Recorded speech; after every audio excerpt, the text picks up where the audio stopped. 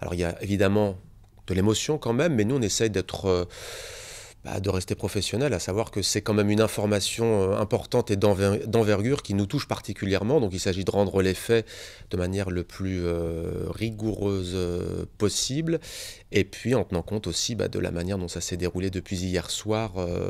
Donc on est bien avec des journalistes qui font des sujets sur l'émotion, sur le déroulement des faits. On s'est par exemple posé la question, mais ce qui arrive quand il y a une grande catastrophe, comme l'accident de l'Airbus récemment, comme par exemple les attentats de Paris, on tient avec la rédaction en chef et toutes nos équipes à maintenir par exemple ce qu'on a dans ce journal qui s'appelle Le Grand Angle.